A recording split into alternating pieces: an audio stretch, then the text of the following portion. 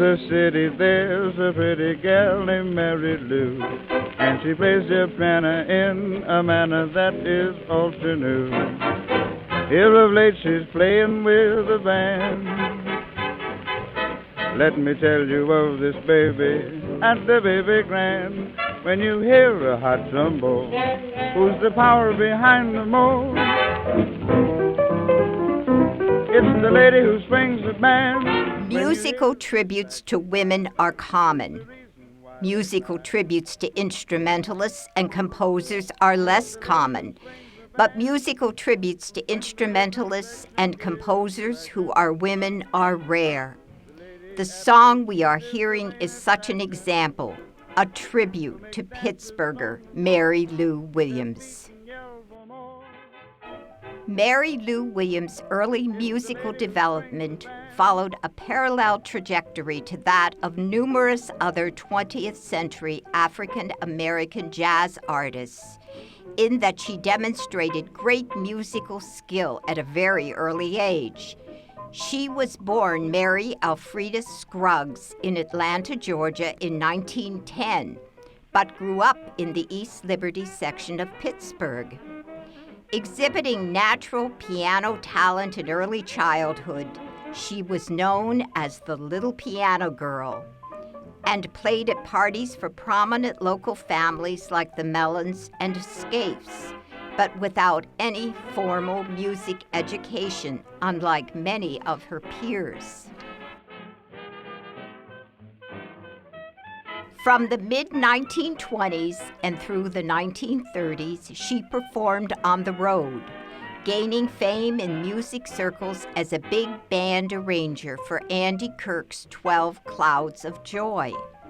This led to work arranging for Louis Armstrong, the Dorsey Brothers, Benny Goodman, Cab Calloway, Bob Crosby, and Glenn Gray. By 1941, Mary Lou traveled with, wrote, and arranged for Duke Ellington. Let's listen to a bit of a number she wrote for Benny Goodman, the King of Swing.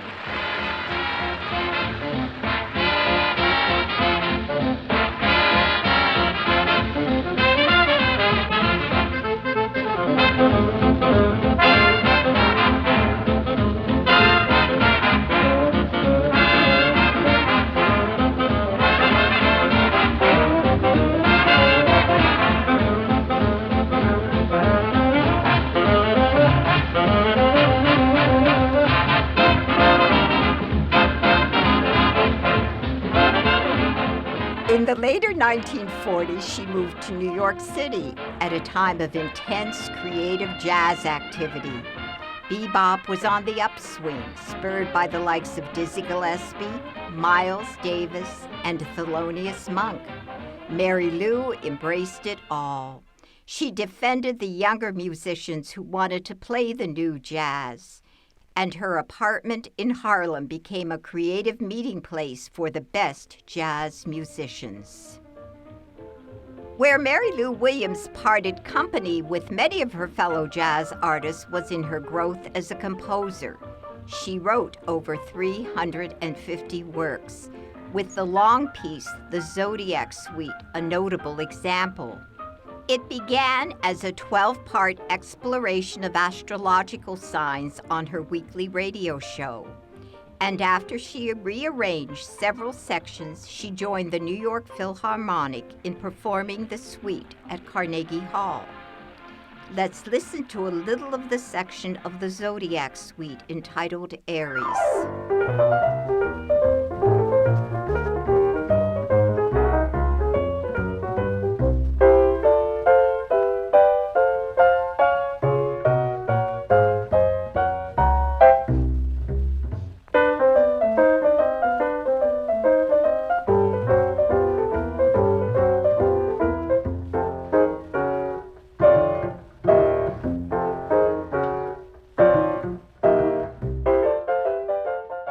Like many other jazz performers, Mary Lou found Europe to be a welcoming place.